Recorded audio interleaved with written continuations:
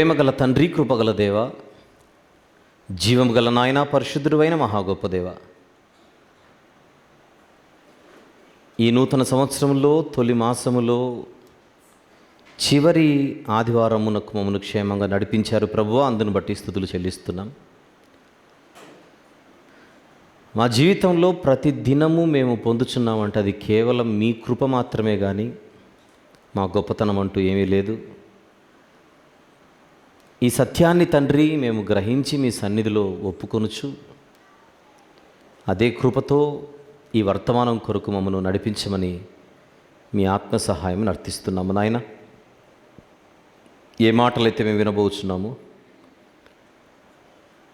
వినివారు మాత్రముగా ఎవరము ఉండకుండా మా హృదయం అనే పలకపై వ్రాసుకొని ముద్రించుకొని మీరు కోరుకున్నట్టుగా నూరంతలుగా ఫలించుటకు సహాయం చేయమని మీ సన్నిధిలో వేడుకొనుచున్నాం.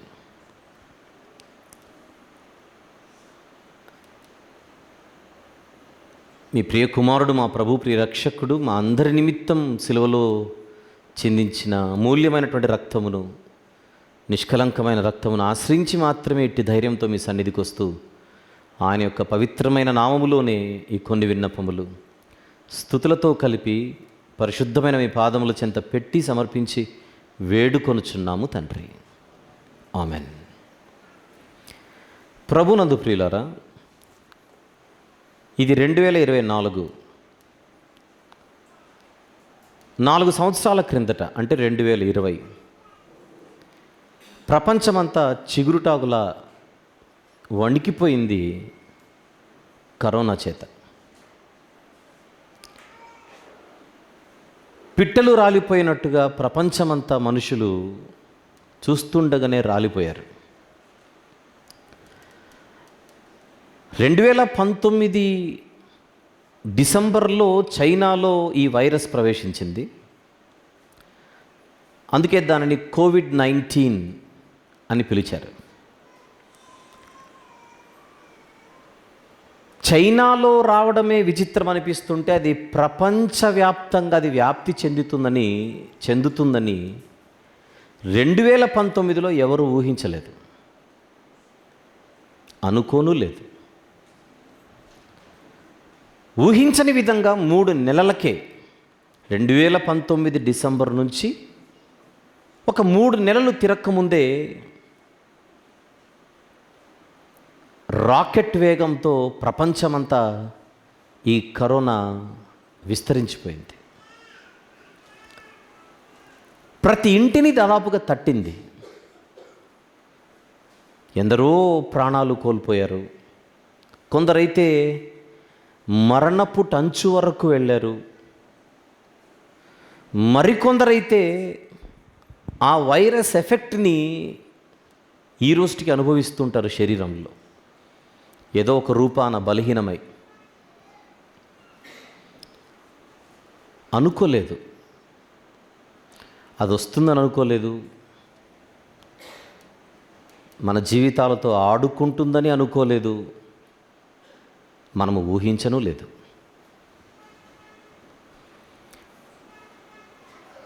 ఇలా తరతరాలుగా ఎన్నో వైరస్లు ప్రపంచాన్ని కబళించి అల్లాడింపజేస్తున్నాయన్న సంగతి గుర్తు చేస్తున్నాను.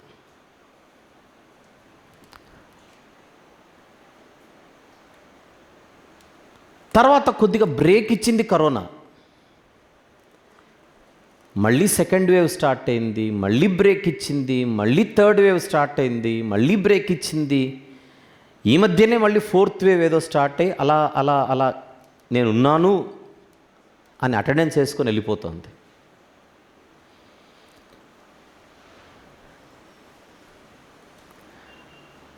ఈ పరిస్థితిని ఎవరూ మనం ఊహించలేదు. Almost all the families are disturbed, terrified. ఇది మనం అంగీకరించవలసినటువంటి సత్యం. అయితే ఇక్కడ గమనించవలసింది, కరోనా ఉన్నంత వరకు జాగ్రత్తగా ఉండినటువంటి మన సమాజం అది బ్రేక్ తీసుకున్న ప్రతిసారి ఏదో ఒక రకమైన ఉదాసీనతకు మనము తావిస్తూ ఉంటాం. ఉదాసీనత అంటే ఏముందిలే, ఏమవ్వదులే, అప్పుడే ఏమి కాలేదు, ఇప్పుడు ఎందుకు అవుతుంది, ఇది ఉదాసీనత.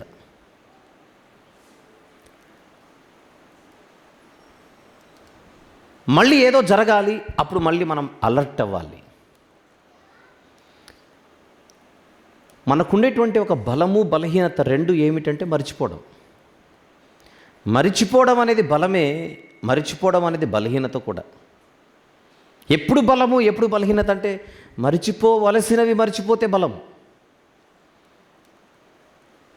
మీరు నన్ను ఏదో అన్నారు, మర్చిపోతే మంచిది. అదే మనసులో పెట్టుకొని దానికి నీళ్లు పోస్తే అది ప్రమాదం. అది మర్చిపోవాలి. మొన్న నేను వెళ్తుంటే నాకు యాక్సిడెంట్ అయింది, అది మర్చిపోకూడదు. గుర్తుపెట్టుకుంటే మళ్ళీ జాగ్రత్తగా వెళ్తాను. అది మర్చిపోతే ఎట్లా? అది నేనేది. ఏవి మర్చిపోవాలో అవి మర్చిపోవాలి, ఏవి మర్చిపోకూడదో అవి మర్చిపోకూడదు. మరిచిపోవలసినవి మర్చిపోకపోతే అది బలహీనత. మరిచిపోకూడనివి మర్చిపోతే అది బలహీనతే.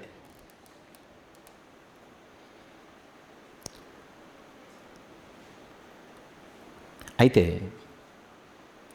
దేవుడు బైబిల్ అనే తన గ్రంథములో ఈ మరణం గురించి మరిచిపోమని చెబుతున్నాడా, మనసున ఉంచుకోమని చెబుతున్నాడో లేదో ఒకసారి అక్కడికి వెళ్దాం. ప్రసంగి గ్రంథము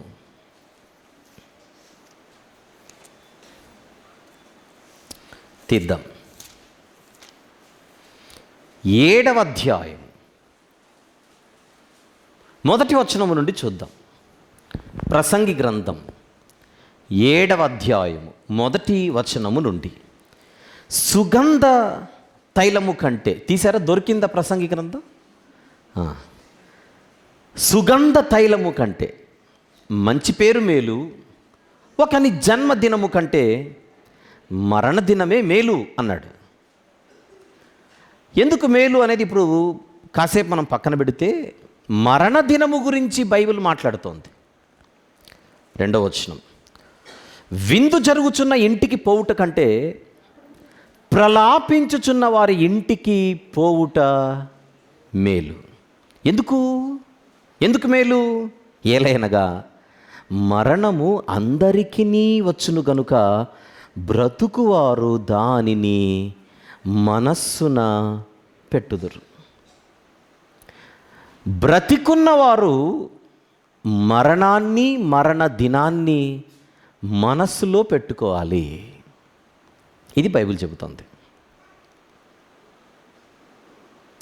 మనసులో పెట్టుకోవడం అంటే మనసులో పెట్టుకొని మూతబెట్టి దానికి తాళం వేయడం కాదు. చెప్పాలంటే అప్పుడప్పుడు మనము మరణమును గురించి ఆలోచిస్తూ ఉండాలి, మరణమును గురించి కుదిరితే సంభాషిస్తూ ఉండాలి. మరణమును గురించినటువంటి ఆలోచనలు మన మదిలో ఉండడం అన్నది మనకు మేలును చేకూరుస్తుందే కానీ నష్టాన్ని నేను చేకూర్చదు.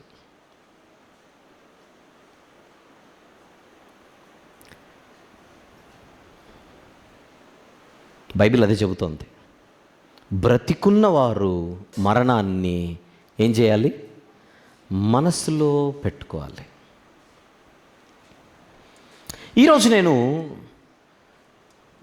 ఒక 2 గ్రూపుల వారిని తీసుకొని మీ ముందు మాట్లాడాలనుకుంటున్నా. ఈ 2 గ్రూపులలో ఒక గ్రూప్లో ఉన్న వాళ్ళకి మరణం వస్తుంది, మరొక గ్రూప్లో ఉన్న వాళ్ళకు కూడా మరణం వస్తుంది. ఎందుకు ఈ 2 గ్రూపులే అని నేను మాట్లాడాలనుకుంటున్నానని మీరు అడిగితే, ఈరోజు నేను మాట్లాడబోచున్న ఈ సందేశం ఇంతకు మునుపు కరోనా సీజన్లో నేను ఒక సిరీస్ని మాట్లాడాను, శీర్షికను. దాని పేరు క్రైస్తవుడు మరణాన్ని ఎలా చూడాలి. మీకు గుర్తుందా? ఒకవేళ ఆ టైటిల్ మీద నేను ఒక 10 ఎపిసోడ్స్ మాట్లాడాను. 10 అది మెయిన్ టైటిల్. ఆ మెయిన్ టైటిల్ కింద సబ్ టైటిల్స్ ఇస్తూ పార్ట్ 1, పార్ట్ 2, పార్ట్ 3 అని మాట్లాడుకుంటూ ఒక 10 ఎపిసోడ్లు మాట్లాడాను. ఆ రోజుల్లో, ఆ సీజన్లో కొంతమంది మాకు ఫోన్ చేసి కూడా మేము చాలా ఆదరింపబడుతున్నాము, ఈ మరణ సందేశాలను బట్టి బలపడుతున్నాము, ధైర్యపడుతున్నాము అని వారు పంచుకోవడం కూడా జరిగింది. ఈరోజు మీరు వింటున్నది, వినబోచున్నది ఆ మెయిన్ టైటిల్ కింద 11వ భాగం. మీరు ఒకవేళ నోట్స్ రాసుకుంటుంటే క్రైస్తవుడు మరణాన్ని ఎలా చూడాలి 11వ భాగం అని రాసుకొని, ఇప్పుడు దాని క్రింద ఇప్పుడు నేను మాట్లాడుచున్న సందేశాన్ని మీరు జాగ్రత్తగా భద్రపరచుకోవాలి. దీనికి సబ్ టైటిల్ కూడా ఇస్తాను ముగింపులో. ఇక జాగ్రత్తగా విద్దాం. కొన్ని సంవత్సరాల క్రిందట, ఏ సంవత్సరమో నాకు సరిగ్గా గుర్తులేదు కానీ కరోనా కంటే ముందు, ఒక ప్రముఖ సినీ నటుడు, ఆయన రాజకీయ నాయకుడు కూడా ఒక భయంకరమైన రోడ్డు ప్రమాదంలో మరణించాడు. ఆయన మరణించిన తర్వాత సంతాప సభ జరిగింది. ఆ సంతాప సభలో ఆయన కుమారులలో ఒకరు, మా నాన్న ఇలా మరణిస్తాడని మేము అనుకోనే లేదు అని అన్నాడు. ఎందుకు అనుకోలేదు? ఎందుకు అనుకోలేదు అనే ప్రశ్నకు అక్కడ 2 కారణాలు ఉన్నాయి. ఒకటి, మా నాన్న ఏంటి చచ్చిపోవడం ఏంటి? ఎవరి నాన్న గురించైనా అందరికి అదే ఫీలింగ్సే ఉంటుంది. ఎందుకు అని అడిగితే, ఫస్ట్ ఆఫ్ ఆల్ ప్రతి బిడ్డకు నాన్న హీరో, ప్రతి బిడ్డకు నాన్న బలవంతుడు. ఒకవేళ ఏదైనా నాన్నకు ఆరోగ్యం బాగలేకపోయినా ఆయనకు తెలుసు, ఆయన చూసుకుంటాడు. మా నాన్నకు అన్నీ తెలుసు, మా నాన్నకేమీ కాదు. ఈ భావం దాదాపుగా ప్రతి కుమారులలోనూ ప్రతి కుమార్తెలలోనూ ఉంటుంది తండ్రి గురించి.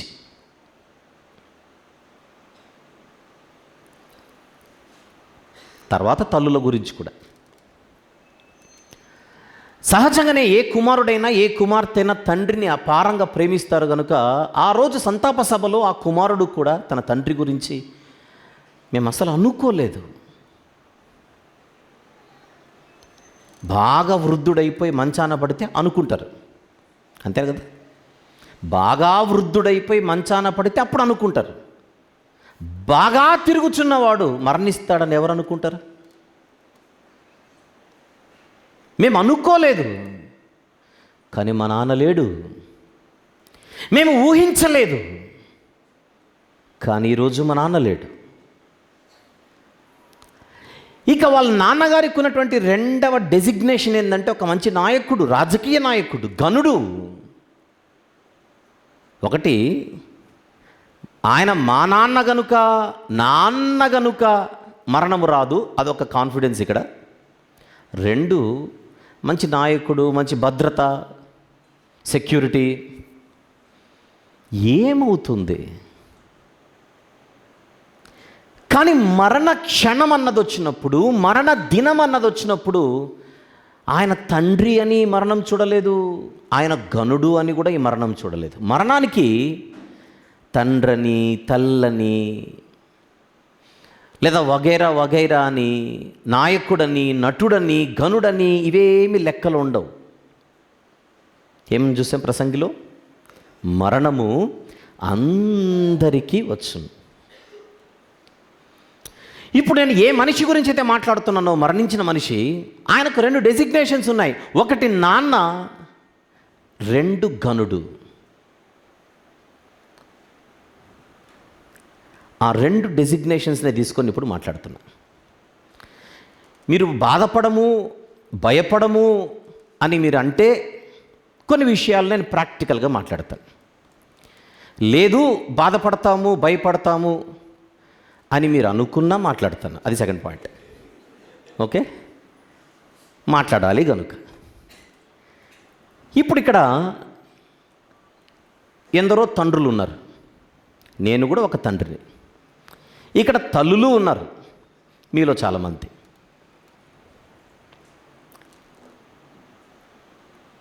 సహజంగా కుటుంబము గురించి తల్లులకు తండ్రులకు ఆలోచనలు ఉంటాయి. కుటుంబమును గురించి తల్లులకు తండ్రులకు ఎక్కువ ఆలోచనలు ఉంటాయి. భార్య పిల్లలు లేదా భర్త పిల్లలు, కుటుంబము, ఇది మామూలుగా కాన్సెప్ట్. జనవరి మాసము నుండి డిసెంబర్ మాసం వరకు 365 రోజులు కుటుంబము, పిల్లలు, భార్య, భర్త, పోని తల్లి, చెల్లి, అక్క, తోబుట్టువులు వగేరా, ఈ ఆలోచనలతో ఉండిపోయే తల్లిదండ్రులందరూ కూడా ఎందుకో మరణం అన్న సందర్భాన్ని గురించి కానీ, మరణం తర్వాత ఉండబోయే పరిస్థితిని గురించి కానీ ఎప్పుడు ఆలోచించరు. ఆలోచనలను ఎలా ఉంటాయంటే, నా ఫ్యామిలీని ఎలా సెటిల్ చేసుకోవాలి, నా పిల్లల్ని ఎలా నేను సెటిల్ చేసుకోవాలి,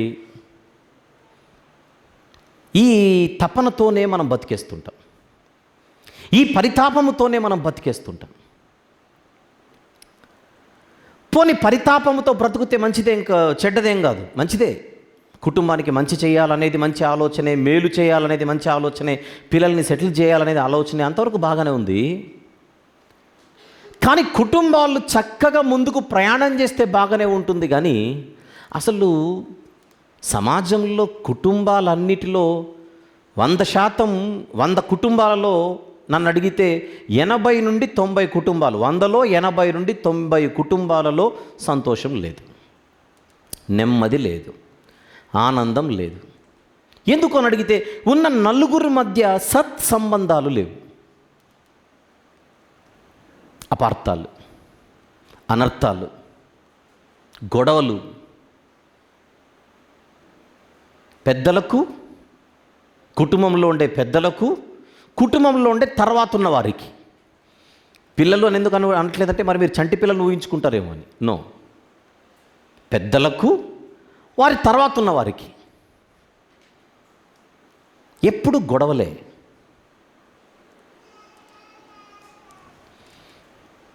నిద్ర లేచినప్పటి నుంచి పడుకునేంతవరకు గొడవలే. ఇప్పుడు నేను అడుగుతున్నది మీరు ఆలోచిస్తే, గొడవలకు ఎవరు కారణం పక్కన పెడితే, బతికున్నంత కాలం గొడవలు పడి పడి పడి పడి సాధించేదేముంది? చివరికి చచ్చిపోవడం తప్పితే. ఆలోచించండి ఒకసారి. మన ఫ్యామిలీస్లో గొడవలు జరుగుతుంటే ఒకసారి ఈ యాంగిల్లో ఆలోచించండి. ఉన్నదే నలుగురు, ఆ నలుగురు 24 గంటలు కొట్టుకొని కొట్టుకొని కొట్టుకొని కొట్టుకొని ఎవరి టైం వచ్చినప్పుడు వాళ్ళు వెళ్ళిపోవడం, అంతే. గొడవలు పడడానికే బతుకుతున్నట్టుగా లేదు, కొట్టుకోవడానికే బతుకుతున్నట్టుగా లేదు.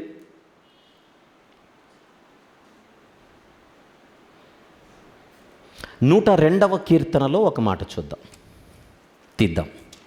కీర్తనల గ్రంథములోని 102వ కీర్తన.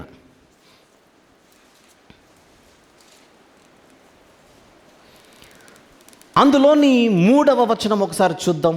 3, పొగ ఎగిరిపోవునట్లుగా నా దినములు తరిగిపోవుచున్నవి. చాలు. మళ్ళీ, పొగ ఎగిరిపోవునట్లుగా నా దినములు తరిగిపోవుచున్నవి. కీర్తనకారుడు తన దినముల గురించి మాట్లాడుతున్నాడు. అంటే దైవజ్ఞానము కలిగినటువంటి ఒక మనిషి చరిత్రలో ఏ ఆలోచనలు కలిగి ఉన్నాడు, వేటిని గురించి ఆలోచిస్తున్నాడు అని అడిగితే, తరిగిపోవుచున్న తన దినములను గూర్చి. ప్రసంగి గ్రంథంలో ఏం చూసాం? మరణమును మనస్సున పెట్టుకోవాలి. ఇది ముయ్యకండి. నేను ప్రసంగిలో 7వ అధ్యాయంలో ఒక మాట మీకు గుర్తు చేసి మళ్ళీ ఇక్కడికి వస్తాను. ఇది క్లోజ్ చేయకండి. ప్రసంగి గ్రంథం 7వ అధ్యాయంలో 4వ వచనంలో, జ్ఞానుల మనస్సు ప్రలాపించు వారి ఇంటి మీద నుండును. ఈ సందర్భంలో ప్రలాపించువారు అంటే ఏ కుటుంబానికి చెందినవారు? మరణము సంభవించిన కుటుంబానికి చెందినవారు.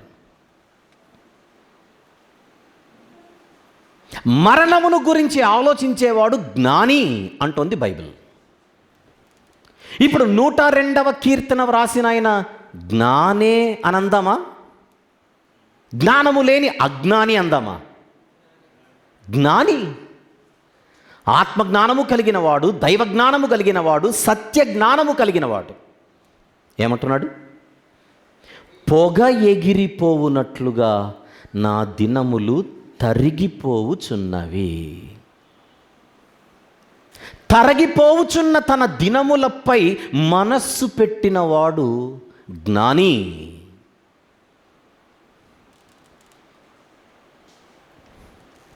అరవై, పోనీ 70, పోనీ 80. ఇప్పుడు 40 ఏళ్ళు వచ్చాయి ఒక మనిషికి. 60 ఏళ్ళు సగటు ఆయుష్. 40 ఏళ్ళు వచ్చాయి మనిషికి. 60 ఏళ్ళు సగటు ఆయుష్. నేను 40 ఏళ్ళు బతికాను. ఇంకా నా బ్యాలెన్స్, నా అకౌంట్లో బ్యాలెన్స్ ఇయర్స్ 20. 60 సంవత్సరాలలో 40 సంవత్సరాలు తరిగిపోయాయి, పెరగలా, తరిగిపోయాయి. బ్యాంక్లో 60,000 డబ్బు ఉంది, కార్డు పెట్టి 40,000 తీసేసాం. బ్యాంక్లో 60,000 డబ్బు ఉంది మనకు, కార్డు పెట్టి 40,000 తీసేసాం. ఇక ఎంత ఉంటుంది అక్కడ? 20,000. ఆ 20 కూడా అయిపోతే 0. అంతేనా?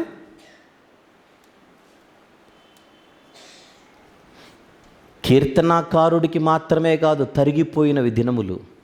ఇక్కడ కూర్చున్న మనందరికీ 2023వ సంవత్సరంలో 12 నెలల గురించి ఆలోచిస్తే 365 రోజులు తరిగిపోయాయి. ఏమి ఎగిరిపోనట్లుగా పోగా. మనం ఎందుకు ఆలోచించట్లేదు దీని గురించి? మనం ఎందుకు ఇలాంటి ఆలోచనలు లేకుండా బతుకుతున్నాం?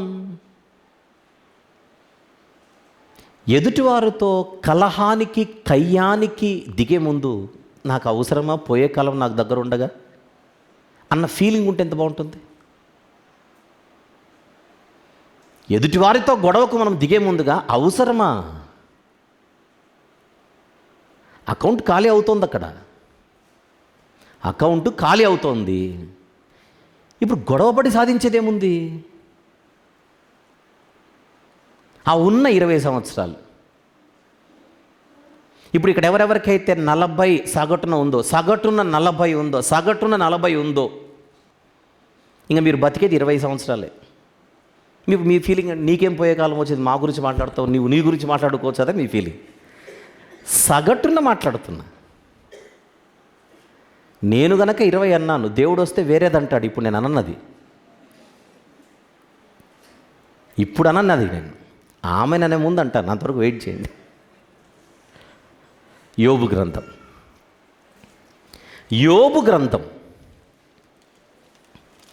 7వ అధ్యాయం.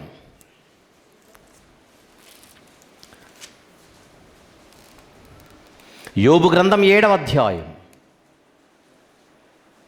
6, 7 వచనములు చూద్దామా?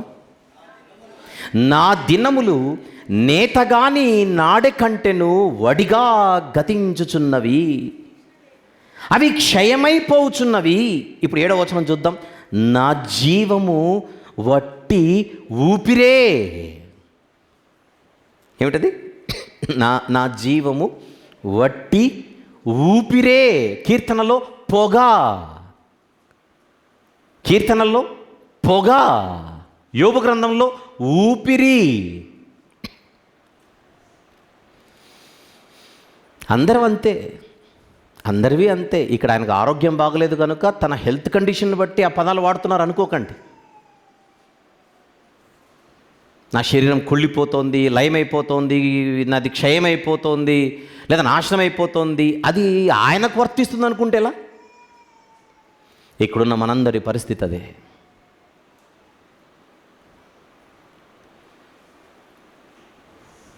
ఇది మనకు మనసులో లేదు.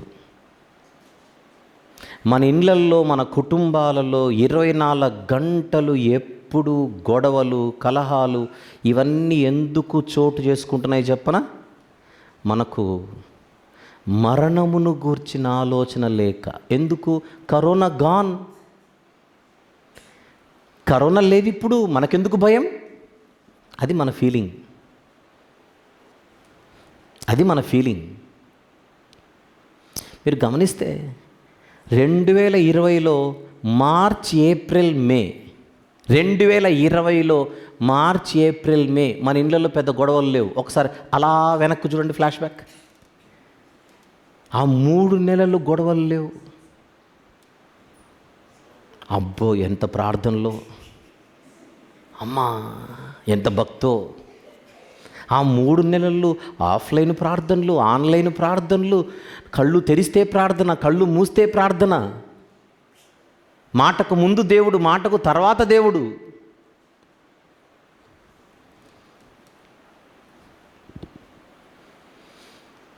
ఇప్పుడు లేదు. ఎందుకు లేదు?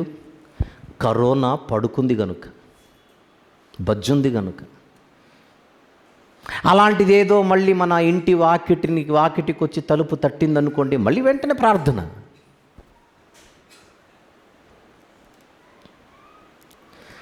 వాస్తవం ఏంటంటే కరోనా ఉన్నా లేకున్నా పోవడం ఖాయం. కారణం మన దినములు పొగవలే తరిగిపోవుచున్నవి. ఇప్పుడు కాసేపు ఇక్కడున్న తండ్రులు, ఇక్కడున్న తల్లులు, ఎందుకు తల్లిదండ్రులే తీసుకుంటున్నానంటే మీరు 2 తరాల వారికి మధ్యలో ఉంటారు కనుక, నాతో సహా. ఇక్కడున్న తల్లిదండ్రులు 2 తరాల వారికి మధ్యలో ఉంటారు, మిడిల్లో. 1 మనకంటే పెద్దవారికి, 2 మనకంటే చిన్నవారికి. మనకంటే పెద్దవారు మన కుటుంబంలో ఉంటారు, మనకంటే చిన్నవారు మన కుటుంబంలో ఉంటారు.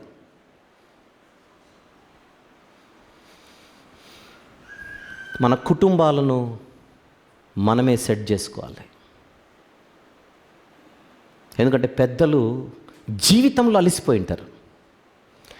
వారికి మానసిక అలసట అనేది ఒకటి ఉంటుంది, ఓపిక ఉండదు. ఎన్నో విని, ఎన్నో చూసి, ఎన్నో ఆలోచించి, ఎన్నో అనుభవించి, కొన్ని వాళ్ళ పొరపాట్లు, కొన్ని వాళ్ళ తప్పులు, ఇవన్నీ చూసి విసిగిపోయి ఓపిక ఉండదు, శక్తి ఉండదు, ఒంట్లో శక్తి ఉండదు. శక్తి మరియు ఆలోచన ఈ 2 కొంచెం బ్యాలెన్స్డ్గా ఉన్న వాళ్ళు ఎవరని అడిగితే మిడిల్ ఏజ్ వాళ్ళే కుటుంబాలను సెట్ చేసుకోవాలి. అటు పెద్దలను ఇటు పిల్లలను జాగ్రత్తగా చూసుకుంటూ. ఒకరోజు వస్తుంది, ఆ రోజు మన కుటుంబానికి మనం దూరం అయ్యే రోజు. అందుకే భయపడొద్దన్నాను ఫస్ట్. ఒక రోజు వస్తుంది, ఆ రోజు మన కుటుంబీకులు మన చుట్టూన్న మనలో లేపలేని పరిస్థితి. ఆ రోజు మన కోసం ఎదురు చూస్తుంది. దీనికి మనందరం సిద్ధపడాలి. మన దినములు పొగవలే తరిగిపోచున్నవన్న సంగతి మనకు మనసులందు ఉంచుకొని ప్రతి దినము బ్రతకాలి. మనం లెక్కలు చాలా పెద్దగా వేసేస్తుంటాం, 10 సంవత్సరాల తర్వాత, 20 సంవత్సరాల తర్వాత, 30 సంవత్సరాల తర్వాత అని. కానీ బైబిల్ ఏం మాట్లాడుతుందో ఒకసారి చూద్దాం. మెల్లమెల్లగల ప్రయాణం చేస్తూ సామెతల గ్రంథంలో యోబు గ్రంథం అయిపోయింది, సామెతలు అయిపోయింది, అలా మనము ప్రసంగం అయిపోయింది, కీర్తనలు అయిపోయింది, యోబు అయిపోయింది. ఇప్పుడు సామెతల గ్రంథానికి వద్దాం. అందులోని 27వ అధ్యాయం 27.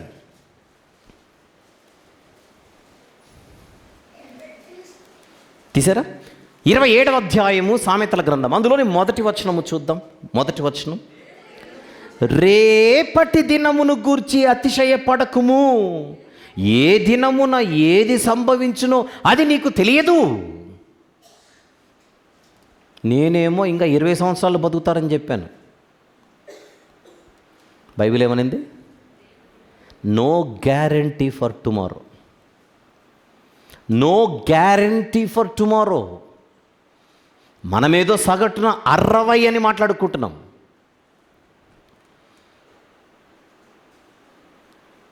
ఏ మనిషికైనా బైబిల్ చెబుతున్న విషయం అసలు రేపేమి సంభవించినో నీకు తెలియదు.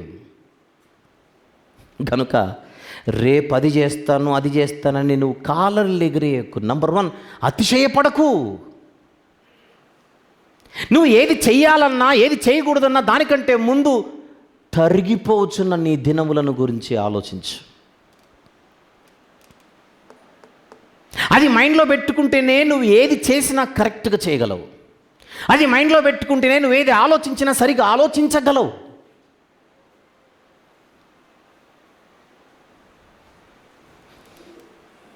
అంటే ప్రయోజనకరమైన వాటిపై మనం మనసు పెట్టాలి.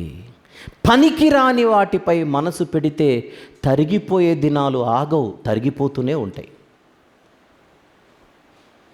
తరిగిపోయే దినాలు ఆగవు, సాగిపోతూనే ఉంటాయి.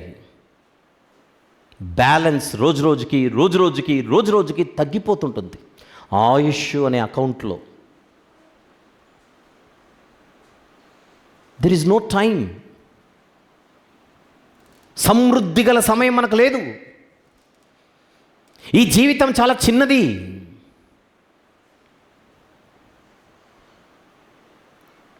ఒక మనిషి మరణించిన తర్వాత ఒక కుటుంబీకుడు అంటున్నాడు, మేము అనుకోలేదు, మేము ఊహించలేదని. కానీ అనుకోవాలి.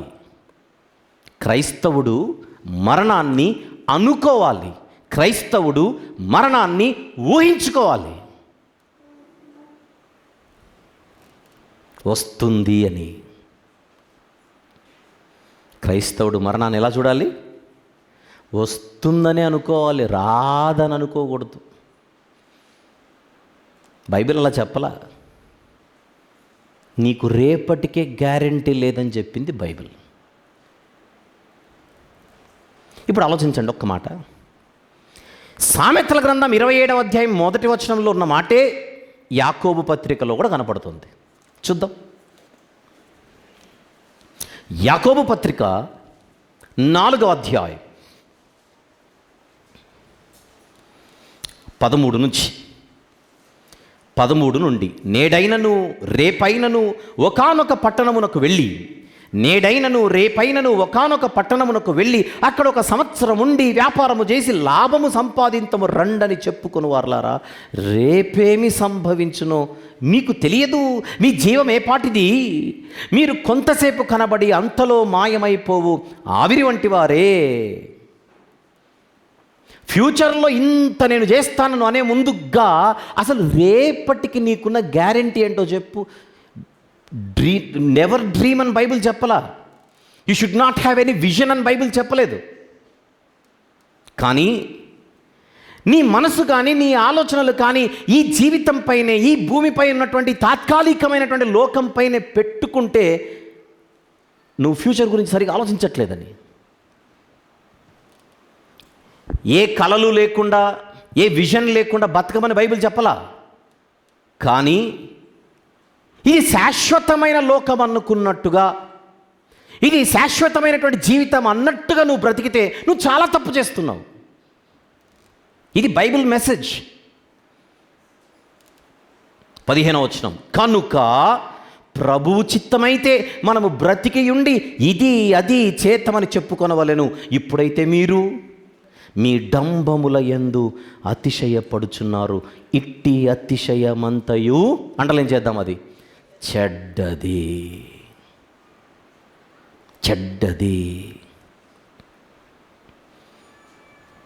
అతిశయించొద్దని చెప్పట్లా, చెడ్డ అతిశయం నీకు వద్దంటున్నాడు. ఏమిటా చెడ్డ అతిశయం? గుర్రములను బట్టి, బైబిల్ భాషలో రథములను బట్టి, ఐశ్వర్యమును బట్టి, శౌర్యమును బట్టి, జ్ఞానమును బట్టి, లోక సంబంధమైన వాటిని బట్టి అతిశయించే ప్రతి ఆలోచన, ప్రతి అతిశయం బైబిల్ ప్రకారంగా చెడ్డది. రేపేమి సంభవించినా తెలియదు కనుక నేను ఉద్యోగం చేయను, ఏ పని చేయను, ఇంట్లో దుప్పటి కప్పుకొని పడుకుంటానంటే కుదరదు. మళ్ళీ అలా తీసుకోకూడదు. ప్రభు చిత్తమైతే నేను బతికుండి ఇది చేస్తాను, అది విజన్. నీ విజన్లో దేవుడు ఉండాలి. 15వ వచనంలో విజనేనా? ప్రభు చిత్తమైతే మనము బ్రతికియుండి ఇది అది చేతమని చెప్పుకోవాలి. చేయకూడదని ఆలోచించకూడదు, చేద్దామని ఆలోచించాలి. ఎవరి చిత్తమును బట్టి? దేవుని చిత్తమైతే నేను బతికి, దేవుని చిత్తమైతే ఇది చేయాలనుకుంటున్నాను. అది విజన్. విజన్ ఉంటేనే మిషన్ ఉంటుంది. కానీ ఆ మిషన్ అంటే పని, ఆ మిషన్ మనకు ప్రయోజనకరమైనది గాను, దేవునికి ఆనందకరమైనది గాను ఉండాలంటే మన విజన్లో దేవుడు ఉండాలి.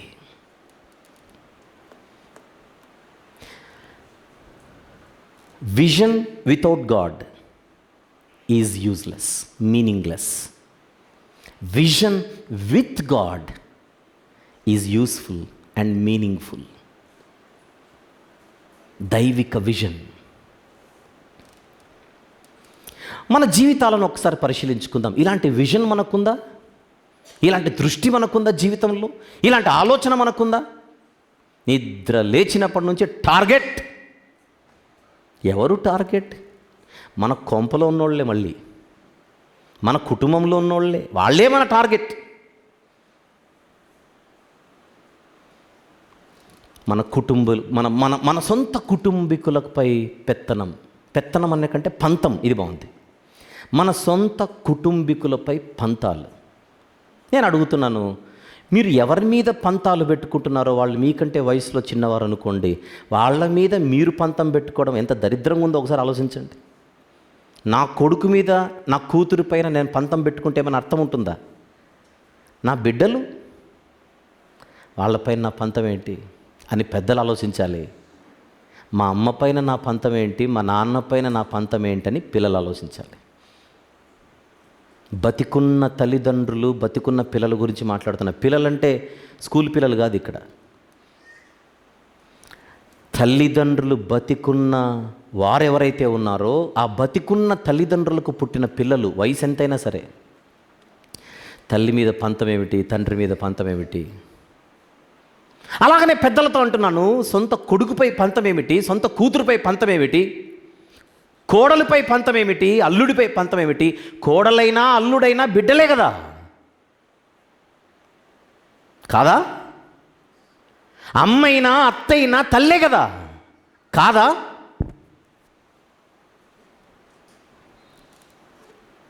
విషయం ఏంటంటే అమ్మకు తరిగిపోతున్నాయి, బిడ్డకు తరిగిపోతున్నాయి దినాలు, అత్తకు తరిగిపోతున్నాయి, కోడలకు తరిగిపోతున్నాయి దినాలు. ఈ ఆలోచన లేదు మనకు.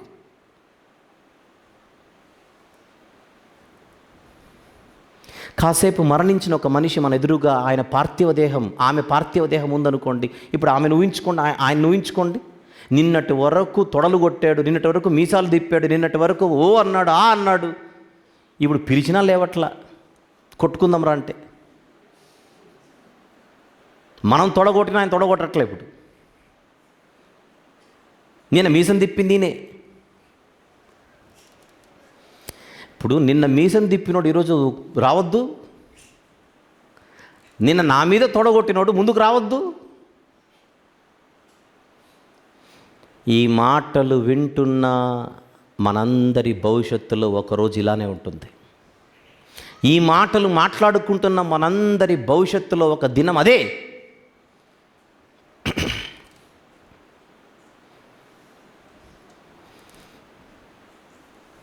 నేను చెప్తున్నాను ఆ రోజు ఎలా ఉంటుందో సీన్ చెప్తున్నాను. ఎందుకంటే మీరు ఉండరు కదా ఆ రోజు. మీరు కూడా సేమ్ టు యూ అంటే నేను కూడా ఉండనుగా.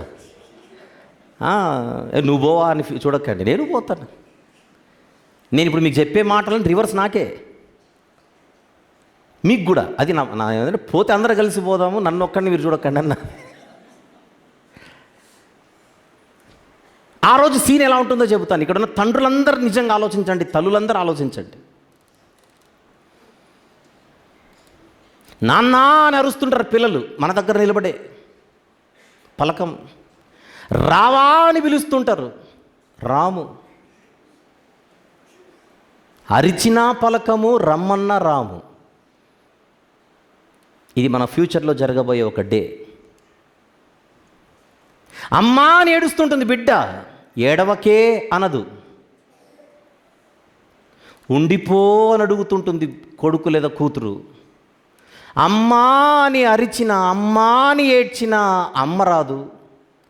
అమ్మా అని ఏడ్చినా ఏడవకని చెప్పదు. నువ్వు ఉండిపో అమ్మా వెళ్ళకు అని పిల్లలు కేకలేస్తున్న అమ్మ నేను ఉంటానని అనదు. ఎందుకో అప్పటికి ఆ దినానికి మన దినములన్నీ కంప్లీట్గా తరిగిపోయి ఉంటాయి. అరుపులే అరిచినా, గొంతుకే ఎండినా, ఏడుపే ఏడ్చినా, ఆ ఏడుపు ఆగకున్నా, కన్నీళ్లు ఏరులైనా, మనవారే మన చుట్టూ రోదిస్తూ నిలుచున్నా, మనం వస్తే ఒకసారి చూద్దామని అనుకున్నా, మనం పోయిన తర్వాత మన చుట్టూ ఉన్న వాళ్ళ ఫీలింగ్స్ అవే. మనం వెళ్ళిపోయిన తర్వాత మన చుట్టూ నిలుచుకున్న వాళ్ళ ఫీలింగ్స్ ఏంటి? అరుస్తుంటారు, లే అంటుంటారు, రా అంటుంటారు, పలకమని అడుగుతుంటారు. మనల్ని చూడ్డానికి ఎవరైనా వస్తే నిన్ను చూడ్డానికి ఎవరు వచ్చారో చూడు అంటుంటారు. చూడమన్నా చూడం, పలకమన్నా పలకం.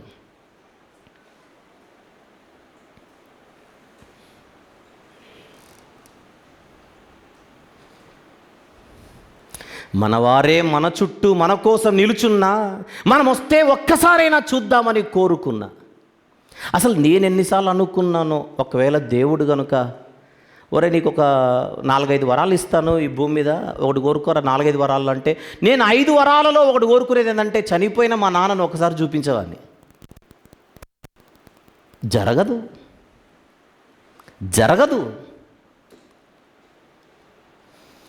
మా నాన్న 2007లో చనిపోయిన తర్వాత మా మేనబావ గారికి నేను ఫోన్ చేసి సమాధి పూర్తి చేసి ఇంటికి వచ్చి ఒక 2-3 రోజుల తర్వాత నేను ఇంకొక 40 ఏళ్ళు బతికితే మా నాన్న లేకుండా ఎలా బతకాలి అని అడుగుతున్నా. నేను మా నాన్న లేకుండా ఇంకొక 40 సంవత్సరాలు ఎలా బతకాలి? కన్న తండ్రి కళ్ళెదురుగుంటే ఆ తండ్రి విలువ మనకు తెలియదు. ఆయన వెళ్ళిపోతే తెలుస్తుంది, అది తల్లైనా తండ్రైనా. బంధములోని బలం, బంధములోని ఆ యొక్క పవర్ బతికున్నప్పుడు మనకు అర్థం కాదు. అది అర్థం కాకనే కొట్టుకుంటాం, అది అర్థం కాకనే గొడవలు, శత్రువులాగా బతకడం బతికినంతకాలం.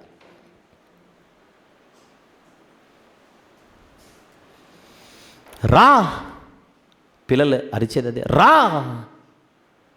తండ్రే నీవైనా ఆ రోజు రాలేవు, తల్లే నీవైనా కళ్ళే తెరవలేవు.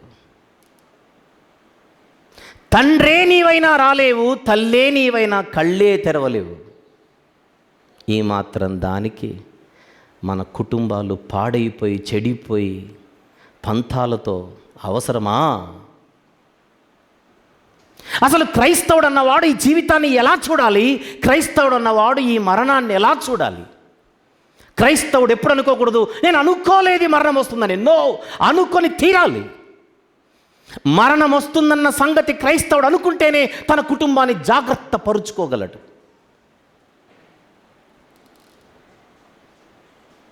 భక్తుడైన దావీదు గారు తన జీవితంలో పొరపాట్లు చేశాడు. తాను చేసిన పొరపాట్లు తన కుమారుడి జీవితంలో జరగకూడదని చనిపోయే ముందు తన కుమారుడికి ఏమని చెబుతున్నాడో చూద్దాం. రాజుల మొదటి గ్రంథం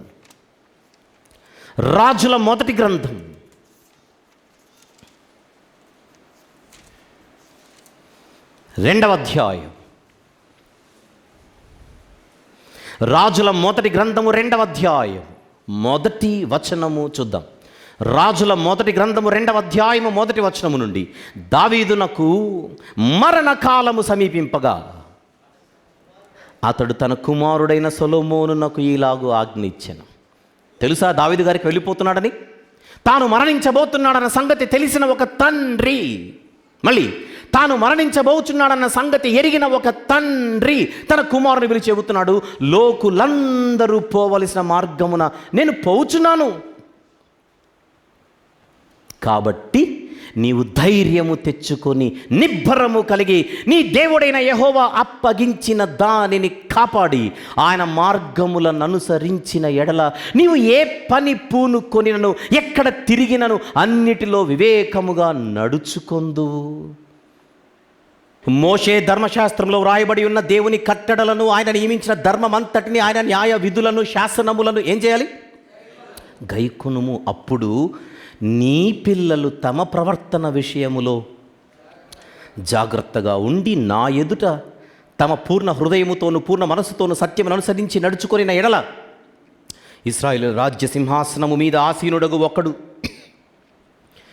నీకు ఉండక మానడని యెహోవా నన్ను గూర్చి ప్రమాణము చేసిన మాటను స్థిరపరచును. ఇన్ని మాటలు సొలొమోనా ఆయన ఆయన ఆయన కాన్వర్జేషన్లో, ఆయన మెసేజ్లో బిగినింగ్ చూడండి. 2వ వచనం, లోకులందరూ పోవలసిన మార్గమున నేను పోవుచున్నాను, కాబట్టి నీవు ధైర్యము తెచ్చుకొని నిబ్బరము కలిగి ఇవన్నీ చేయాలి. నేను వెళ్ళిపోతాను అన్న సంగతి ఎరిగిన తండ్రి తన బిడ్డకి ఇది చెబుతున్నాడు. నేను చనిపోతాను అని తెలిసిన నా దినములు పొగవలే తరిగిపోయి ఇక ముగిసిపోయాయి, ఇక అయిపోయింది. రేపో మాపో నాది. నా జీవితం రేపో మాపో అన్నట్టుగుందని ఎరిగిన ఒక తండ్రి తన కొడుక్కి మాటలు చెబుతున్నాడు. ఏ తండ్రులైనా ఇదే కదా పిల్లలకు చెప్పాల్సింది. ఏ తండ్రులైనా పిల్లలకు అదే చెప్పాలి, ఏ తల్లులైనా అదే చెప్పాలి. బిడ్డ, నీకంటే నేను వయసులో పెద్దవాడిని గనుక, పోని పెద్ద దానను గనుక నీకంటే ముందే నేను వెళ్ళిపోతాను. మామూలుగా మాట్లాడదాం జనరల్గా. కొన్ని కుటుంబాల్లో ముందు పిల్లలు వెళ్తారు, అది వేరు సంగతి. పెద్దలు ఎలాంటి ఆలోచనలు కలిగి ఉండాలో బైబిల్ ప్రకారంగా చెప్పే ప్రయత్నం చేస్తున్నాను. వాళ్ళ మీద నేను చాలా తీర్చుకోవాలనుకున్నాను, నాకు చాలా ఉంది వాళ్ళ మీద. నేను పోయినా నువ్వు మాత్రం వదలకు, అది చెప్పకూడదు. నేను పోయినా బిడ్డ వాళ్ళను వదలకూడదు. చచ్చిపోయినప్పుడు సంతోషిస్తాను నేను. ఇవి మన డైలాగ్. అదా చెప్పాల్సింది పిల్లలకి. నేను వెళ్ళిపోతే నీకు చెప్పేటోళ్ళు ఉండరు నాయనా. కుమారుడా, బిడ్డ, నేను చచ్చిపోతే నీకు చెప్పేటోళ్ళు ఉండరు. నేను బతికున్నప్పుడే నీకు ఈ మాటలు చెప్తాను. ఎందుకంటే నీకంటే ముందే నేను వెళ్ళిపోతాను. మన పిల్లలకి ఏం చెప్పాలి మనం? మీకంటే ముందే మేము వెళ్ళిపోతాం. మాకంటే మీరే గొప్పగా బతకాలి. ఈ విత్తనాలు కదా తల్లిదండ్రులు వేయాల్సిందే బతికున్నప్పుడు.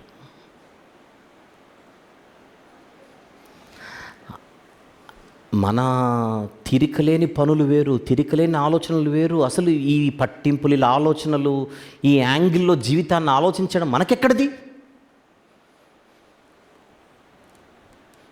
సంపాదన, ఉద్యోగం, వ్యాపారం, ఐహిక విచారాలు, బతుకంతిదే.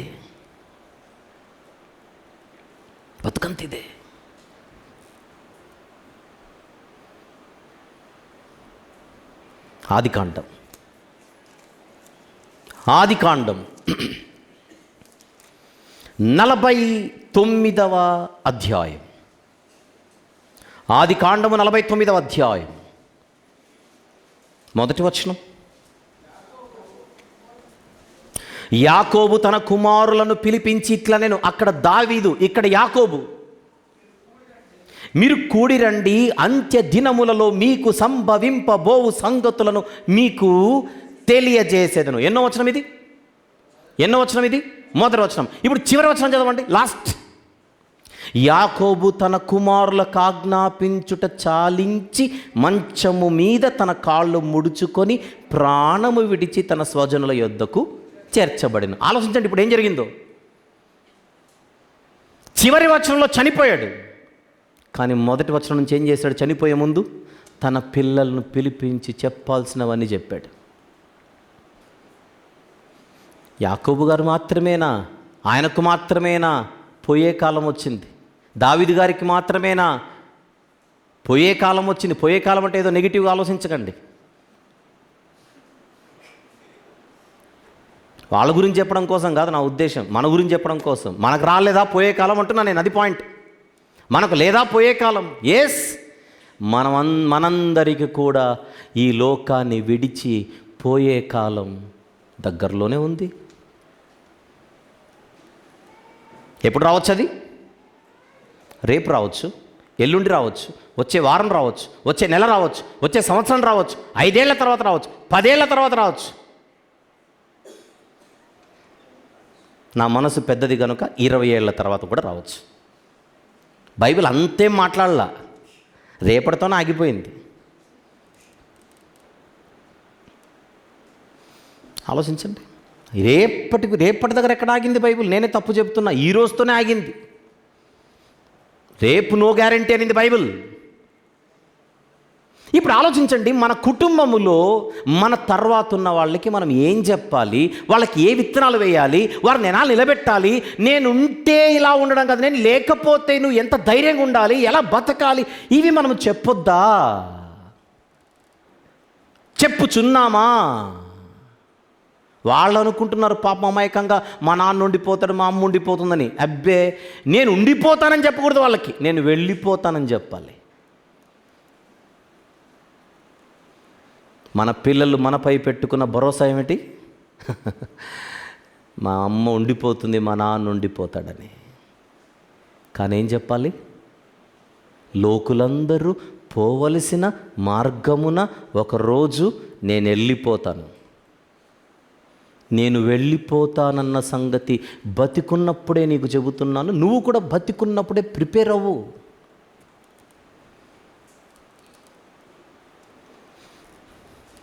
నేను లేకున్నాను, దేవునిలో బలంగా ఉండాలంటే ఎలా బతకాలో నేను బతికున్నప్పుడు నీకు చెబుతాను. ఎక్స్క్యూజ్ మీ, ఎన్ని గ్రూపుల గురించి మాట్లాడుతున్నాను ఈరోజు? 2 గ్రూపుల్లో ఇంతవరకు నేను మాట్లాడింది ఒక గ్రూప్. ఆ గ్రూప్లో ఉన్న వాళ్ళ పేర్లు తల్లిదండ్రులు, అంతే. పేరెంట్స్. ప్రతి పేరెంట్ ఆలోచించాలి. ఇక రెండో గ్రూప్. ఇందాక నేను ఒక మనిషి గురించి చెప్పాను ప్రారంభంలో. ఆయన రోడ్డు ప్రమాదంలో మరణించాడు. తన కుటుంబీకులలో కుమారుడు అంటున్నాడు, నేను అనుకోలేదు అని. ఎందుకు అనుకోలేదు? 1, మీ నాన్నని నువ్వు అనుకోలేదు. 2, ఆయన ఒక గనుడని నువ్వు అనుకోలేదు. ఎస్, మా నాన్నే కాకుండా మా నాన్న గనుడు అనుకోండి, ఇంకా నాకు కాన్ఫిడెన్స్ ఎక్కువ ఉంటుంది. మా నాన్న రాజకీయ నాయకుడైతే కాన్ఫిడెన్స్ వేరు, మా నాన్న ఒక ప్రముఖ సినీ నటుడైతే ఆ కాన్ఫిడెన్స్ వేరు. విచిత్రం ఏంటంటే కరోనాలో నాయకులు పోయారు, నటులు పోయారు. అది ఇక్కడ కోసం ఎరుపు.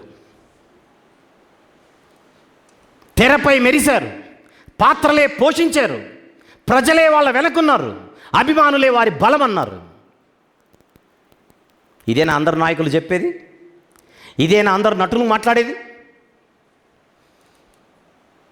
తెరపై మెరిసినా, పాత్రలే పోషించినా, ప్రజలే వెనుకున్నా, ఆ ప్రజలే నా బలమని వారు చెప్పిన కాలమన్నది చెల్లితే, వారిని చూడ్డానికి జనసంద్రము కదిలినా, మౌనులై నిలిచినా, సంతాపమే తెలిపినా,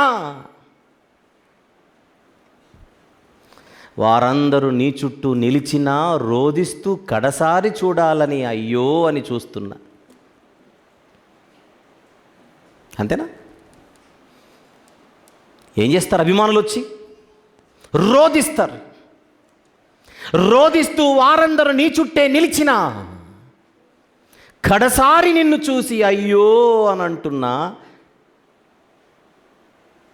ఇక్కడ కొసమెరుపేందంటే, గనుడే ఆ మనిషి అయినా కదలకుండానే ఉంటాడు. గనుడుగా కదలొచ్చుగా, కదలడు. ధనవంతుడే ఆ మనిషి అయినా ప్రాణాన్ని మాత్రం కొనలేడు డబ్బిచ్చి. మరణము అందరికీ వచ్చును. నేను మాట్లాడుచున్న 2వ గ్రూప్లో ఉన్న వాళ్ళు గనులు. మీరు ఎవరినైనా పెట్టుకోండి వారిని. ఏం జరుగుతుంది? వచ్చిన వారందరూ చుట్టూ నిలిచారు, మౌనంగా ఉన్నారు, సంతాపము తెలుపుతున్నారు, రోదిస్తున్నారు, అయ్యో అని అంటున్నారు. కానీ తమరు గనులు, వాళ్ళు రోదిస్తున్నా కేకలేస్తున్నా కదలట్లా. ఆ మరణించిన మనిషి వెనుక డబ్బింతుంది, లాభమేంటి? ప్రాణాన్ని కొనలేకున్నారు. ఇప్పుడు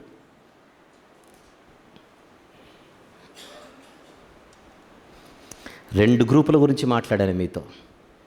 ఒకటి తల్లిదండ్రులు, అన్ని కుటుంబాలలో ఉన్నారు. రెండు గనులు. ఈ ప్రపంచాన్ని తట్టి లేపడానికే 2000 సంవత్సరాల క్రితం యేసుప్రభు వచ్చాడు. ఆయన బోధలలోని సారమంతా ఒకటే: ఈ లోకము మీకు స్థిరము కాదు. భూమి మీద మీరు ధనమును కూర్చుకోకండి. పరలోకం, అది మహిమగల లోకం, అది మీ శాశ్వత లోకం, నిత్యలోకం, మీరు ఉండవలసిన లోకం. ఆ పరలోకంలో అడుగు పెట్టాలంటే నా మాటలే శరణ్యమని చెప్పాడు. ఆయన మాటలే, ఆయన వాక్యమే శరణ్యం. ఈ వాక్యమే పరలోకానికి మనల్ని నడిపిస్తుంది. ఈ మాటలు తెలియజేసిందే యేసుక్రీస్తు ప్రభు లోకానికి. తెలుసుకోవాలి, ఆలోచించాలి, ఆవేశాలను వదిలేయాలి. కొంతమందికి పడదు ఆయన పేరెత్తితే. ఆవేశాలకు పోతే లభించేదేం లేదు. ఆత్మజ్ఞానాన్ని నేర్చుకోవాలి. ఎవరు నేర్చుకోవాలి? ఎవరు నువ్వైనా నేర్చుకోవాలి. నేను సామాన్యుడను అయినా నేర్చుకోవాలి యేసుప్రభు గురించి. నేను గనుడను, ఎవరైనా సరే ఆయన చెప్పిన మాటలు, ఆయన బోధించిన బోధలు, ఆ బోధలోని సారం, ఆయన ఉద్దేశం. ఎవ్వరు నీవైనా ఈ సత్యాన్ని తెలుసుకోవాలి. ఎక్కడ నీవున్నా దేవుని చెంతకు చేరాలి.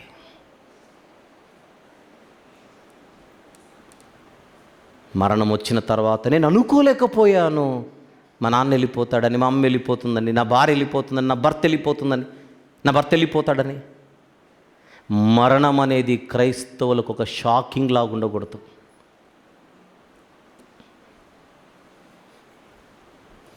ఈ మరణం అందరికీ వస్తుంది. బీ ప్రిపేర్డ్ అంటోంది బైబిల్.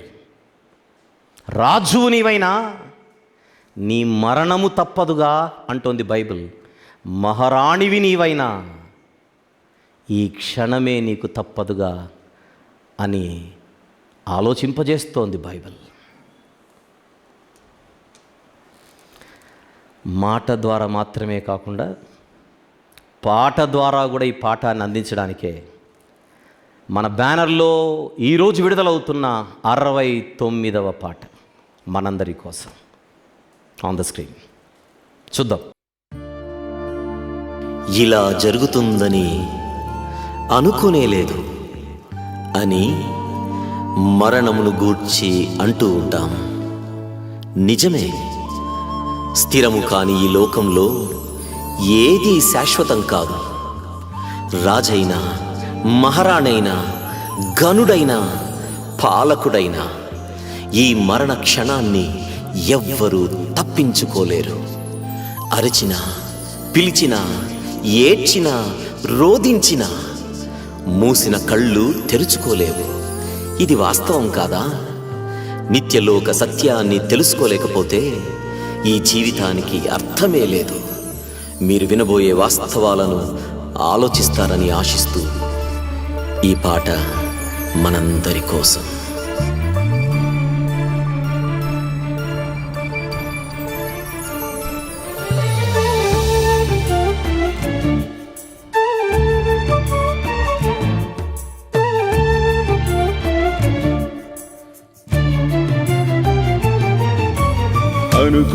అనుకోలేకపోయావా మరణమునే ఎప్పుడు?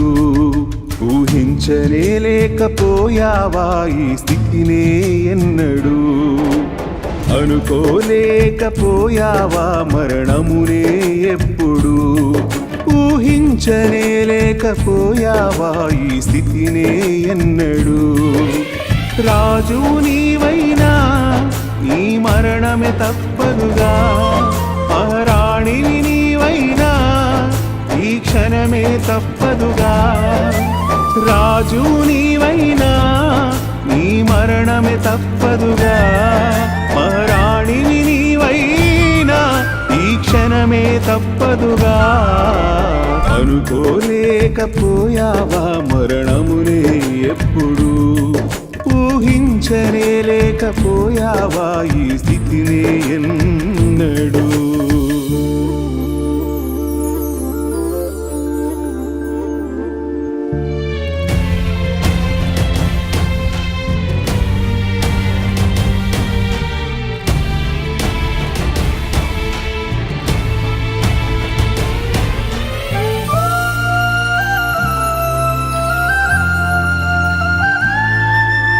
నాన్న అని అరిచినా, రావా అని పిలిచినా, అమ్మా అని ఏడ్చినా, ఉండిపో అని కోరినా,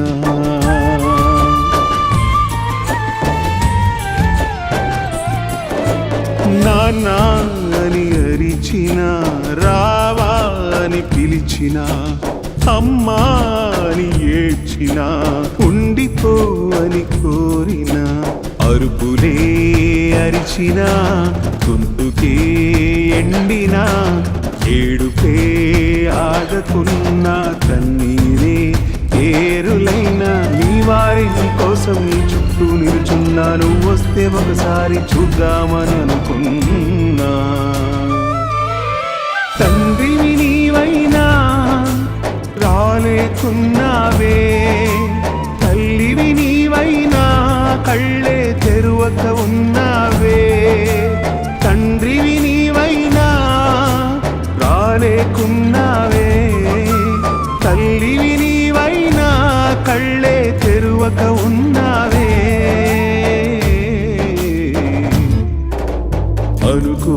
అనుకోలేకపోయావా మరణమునే ఎప్పుడు, ఊహించనే లేకపోయావా ఈ స్థితినే నాడు.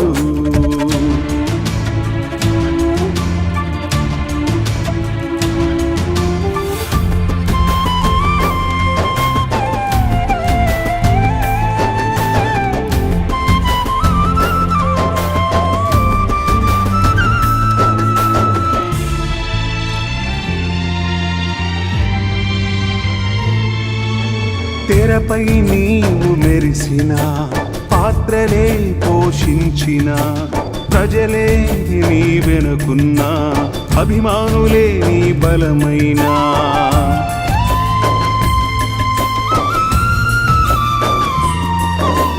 తెరపై నీవు మెరిసిన, పాత్రలే పోషించిన, ప్రజలే నీ వెనుకున్నా, వారే నీ బలమైన, కాలమే చెల్లిన, జనసంద్రమే కదలిన, మౌనులై నిలచిన, సంతాపమే తెలిపిన, రోదిస్తూ నీ కోసం వారంతా నిలుచున్న, కడసారి నిన్ను చూసి అయ్యో అనంటున్నా. ఘనుడే నీవైనా కదలక ఉన్నావే, ధనవంతుడే నీవైనా ప్రాణమే కొనలేకున్నావే. ఘనుడే నీవైనా కదలక ఉన్నావే, ధనవంతుడే నీవైనా ప్రాణమే కొనలేకున్నావే.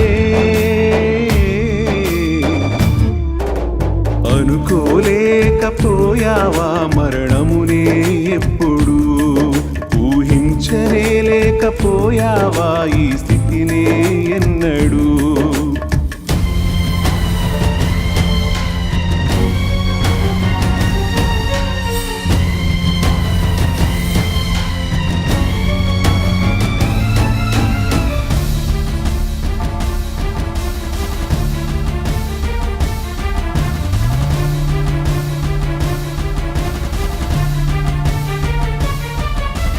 లోకమే స్థిరము కాదని, మహిమలోకమే మనదని, వాక్యమే మనకు శరణమని తెలిపిన దేవుడే యేసుక్రీస్తని.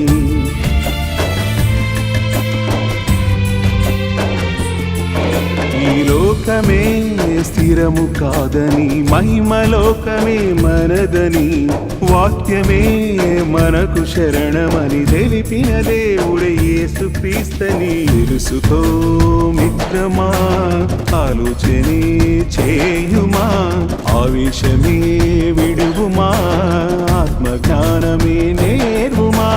పాపాన్ని కడిగేసి పరలోకం చెయ్యే కైకనాథుడే ప్రభు యేసుక్రీస్తని.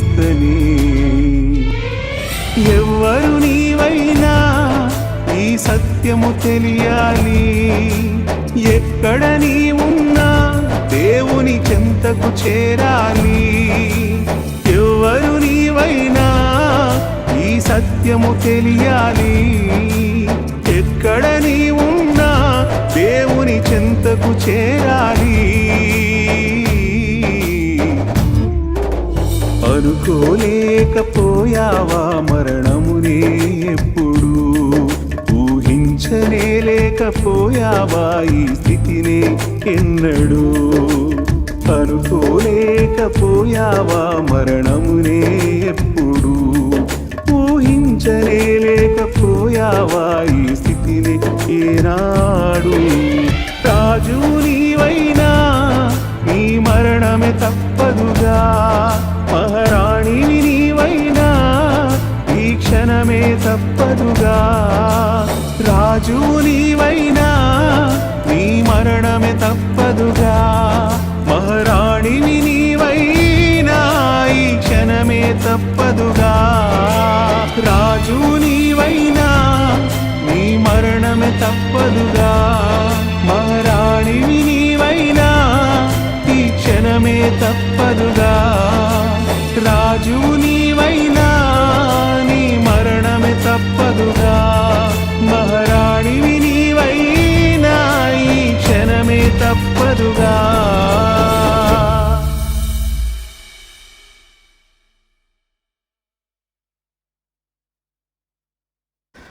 ప్రభునందు ప్రియులారా, ఇది పాట అంటారా పాఠం అంటారా చెప్పాలి మీరే. జీవిత పాఠం. ఇంతవరకు విన్న సందేశాన్ని మనసులో పెట్టుకొని ఈ పాట వింటే దాదాపుగా మన కుటుంబాలను మనం సెట్ చేసేసుకోవచ్చు. కళ్ళ ముందు మరణ సత్యం కనపడుతున్నప్పుడు ఆలోచించండి, ఈరోజే మనది చివరి రోజు అని డాక్టర్ గారు చెబితే మనం ఫ్యామిలీతో గొడవలకు దిగుతామా, ఫ్యామిలీని సెట్ చేసుకుంటామా? ఎలాగో రేపటి నుంచి ఉండను, యూటిలైజ్ చేసుకుందాం, సమయం పోనీక రండి, మొన్న నేను కొన్ని అనాల్సినవి కొన్ని మిగిలిపోయి ఇప్పుడు అనేసి వెళ్ళిపోతానంటామా? వెళ్ళిపోయే ముందు సరి చేసుకుంటాం, సమాధాన పడతాం, సంతోషంగా ఉంటాం.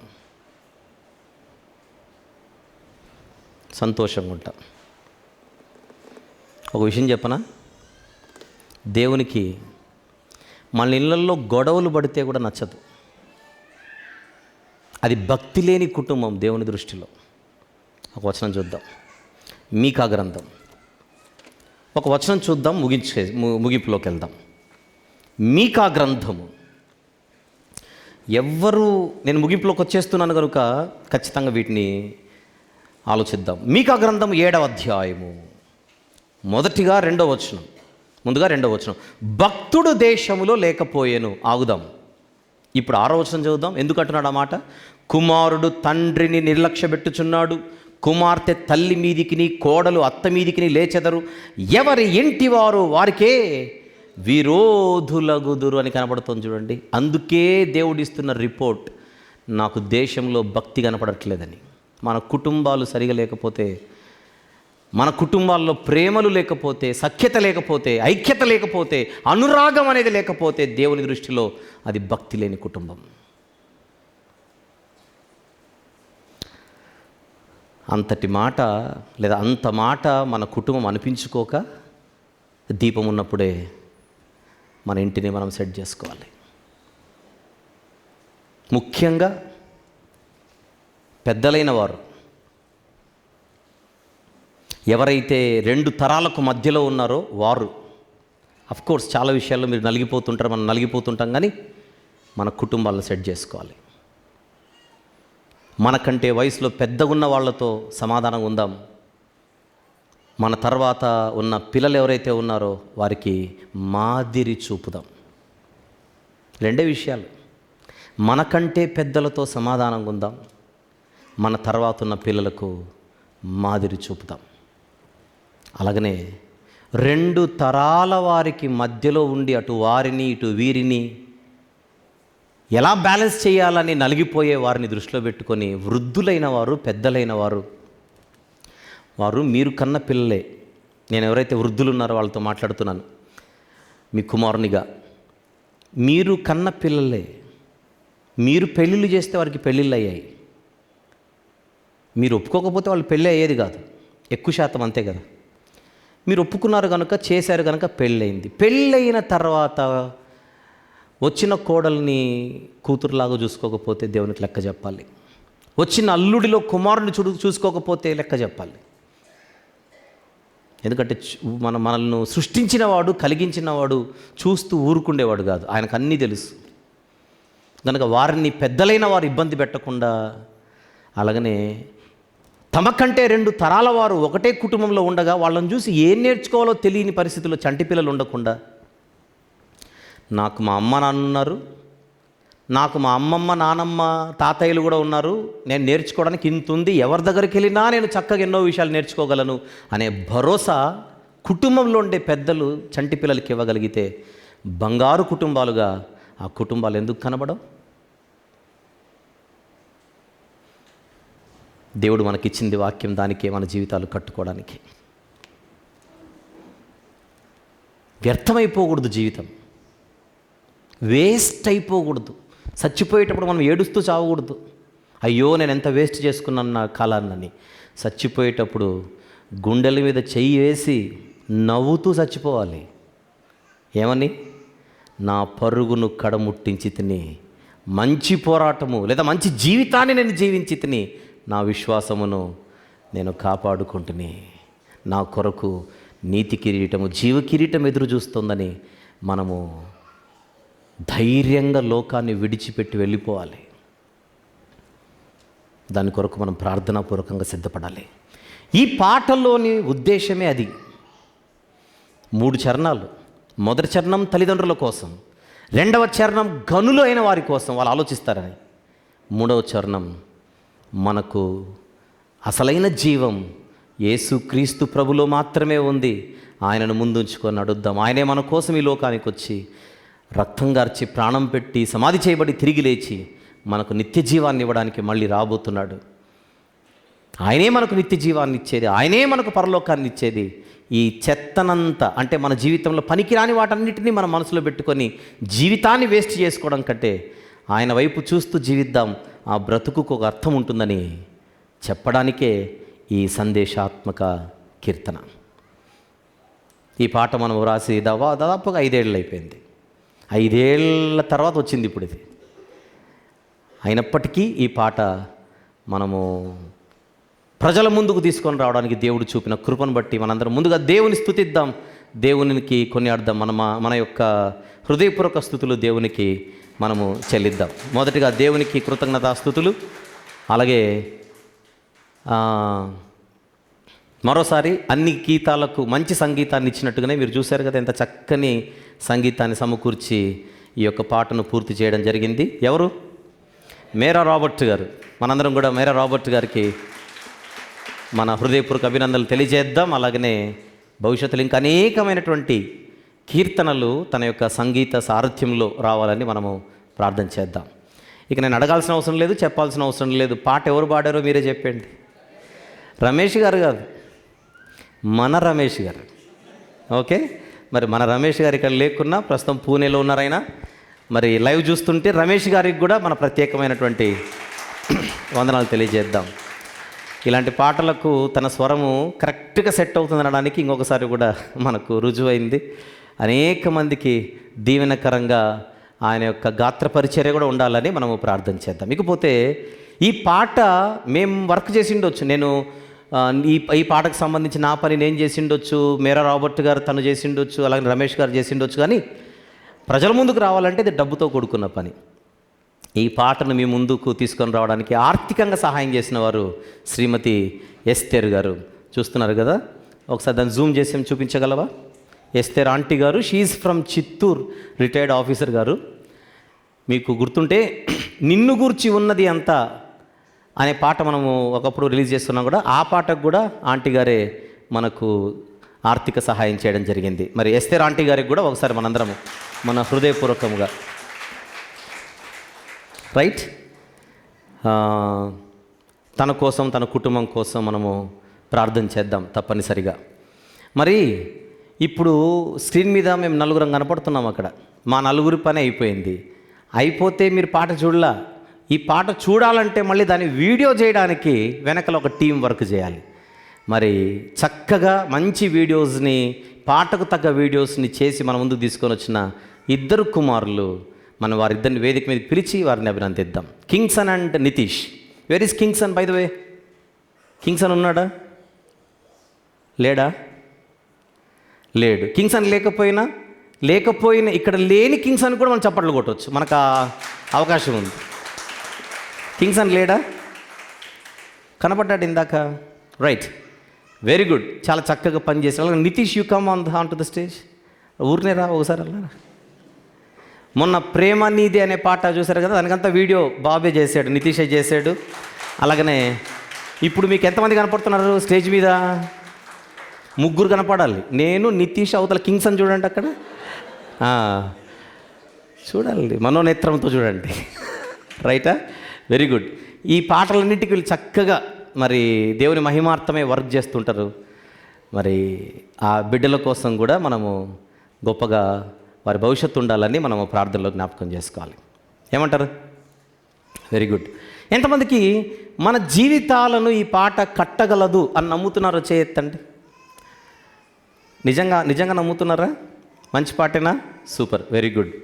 అలాగనే ఎన్నో పాటలు మన కోసం ఎదురు చూస్తున్నాయి. నేను ప్రార్థన చేసి ముగించే ముందుగా ఒక మాట చెప్తాను. ఇక్కడ గత 20 రోజుల్లో కేవలము కుటుంబాల కోసం, వివాహాల కోసం, వైవాహిక కుటుంబాలు, పెళ్ళి అయిన తర్వాత కుటుంబం ఎలా ఉండాలో అనేటువంటి పాయింట్పై గత 20 రోజుల్లో నేను 9 పాటలు రాశాను. 10 ఎందుకు రాయలేదంటే, పెళ్ళి అనే కాన్సెప్ట్పై ఆల్రెడీ మనకు ఒక పాట ఉంది చాలా కాలం క్రిందట, చక్కని బంధము నీది అని. ఆ పాటను మళ్ళీ మనము ఆ మ్యూజిక్ అంతటిని చేంజ్ చేసి దాన్ని రీమేక్ చేసే ప్రయత్నం చేస్తున్నాం. ఆ పాటతో కలిపితే మొత్తం 10. ఈ 10 పాటలను ఇప్పుడు మే మాసంలో జరగబోయే 10వ వాక్యపు పండుగలు, 10 కదా జరగబోయేది? 10 ఏలూరులో మే 14 నుంచి 18 వరకు, మే 14 నుండి 18 వరకు 10వ వాక్యపు పండుగలలో 10 పాటలు రిలీజ్ చేయాలనేది నా ఆలోచన. జరుగుతుందో లేదో మీరు చెప్పండి. జరుగుతుందా? Very good. మనకు 5 రోజుల పండుగలు, 6 రోజులు కాదు, 5 రోజులలో రోజుకు 2 పాటలు చొప్పున మొత్తం 5 రోజుల్లో 10 పాటలు ఏలూరులో రిలీజ్ చేయాలని నేను ఆలోచిస్తున్నాను. ఇది సాధ్యమవుతుందో లేదో మీరు చెప్పాలి. సాధ్యమవుతుంది అనుకున్న వాళ్ళు ఆమెనండి. ఆమెనన్న వాళ్ళందరితో మాట్లాడుతున్నాను ఇప్పుడు. ఓకే, ఆమెనంటే సరిపోదు. ఇప్పుడు ఆల్రెడీ ప్రాజెక్ట్ స్టార్ట్ అయిపోయింది. అయితే ఈ పాటలు ప్రజల దగ్గరికి రావాలంటే ఖచ్చితంగా మనకు ఆర్థిక అవసరత ఉంటుంది. మరి దేవుని చిత్తమైతే మరి రాగలిగిన వాళ్ళు ముందుకు వస్తే ఖచ్చితంగా ఇప్పుడు ఒక పాట చూశారు మనందరి కుటుంబాలను కట్టడానికి, అలా 10 పాటలు ఏలూరు పండుగలలో మనము విడుదల చేయాలని ఆలోచిస్తున్నాను. అది కంప్లీట్గా పెళ్ళి ఆల్బమ్. పెళ్ళి అనగానే మొత్తం ఇంకా పెళ్ళి చేసుకున్న వాళ్ళు, చేసుకుంటున్న వాళ్ళు, ఇలా మొత్తం కావలసిన వాళ్ళందరికీ యూనివర్సల్గా ఉండేటువంటి మెసేజ్ ఓరియంటెడ్. ఎందుకంటే మన పాటలన్నీ మీకు తెలుసు మెసేజ్ ఓరియంటెడ్గానే ఉంటాయి. పాఠము లేనిదే పాట లేదు మన దగ్గర. కనుక ఒక పాటకు మనకు సగటున 50,000 అవుతుంది. సగటున 50,000 అవుతుంది. ఒకప్పుడు 30,000లో ఏదో చేసేవాళ్ళం, కానీ ఈ కరోనా వచ్చిన తర్వాత మొత్తము రేట్లన్నీ పెరిగిపోయాయి. 50,000 కూడా మనం అలా జాగ్రత్తగా వాడుకుంటే మనం పాటను పూర్తి చేయగలం. అంతకంటే ఎక్కువ అధిక భారం ఎవరి మీద పెట్టకూడదనే ఉద్దేశంతో ఒక పాటకు మనకు సుమారు 50,000 అవుతుంది. కనుక మరి ఒక 10 పాటలు మన ఎదురుగున్నాయి. ఈ 10 పాటలకు ఆర్థిక సహాయం కొరకు నేను ఆహ్వానిస్తున్నాను. మరి ఇది జనవరి లాస్ట్ సండే. మనకు మార్చికంతా ప్రాజెక్ట్ కంప్లీట్ అయితే దానిపైన మళ్ళీ వెనకల బ్యాక్ ఎండ్లో ఈ టీం అంతా వర్క్ చేయాలి. ఒక నెల రోజులు చేయాలి. 10 పాటలు అంటే సామాన్యమైన విషయం కాదు. ఏప్రిల్ అంతా మన వాళ్ళు పని చేయాలంటే మార్చికంతా పాటలు మన చేతికి రావాలి. మార్చికంతా మన పాటలు చేతికి రావాలంటే మనం ఫెబ్కంతా మనము ఆర్థికంగా తయారవ్వగలిగితే బాగుంటుంది. ఎవరైనా చేయగలిగితే ఎదురుగున్న మిమ్మల్ని, లేకపోతే లైవ్లో చూస్తున్న వాళ్ళని ఎవరినైనా కూడా నేను ఆహ్వానిస్తున్నాను.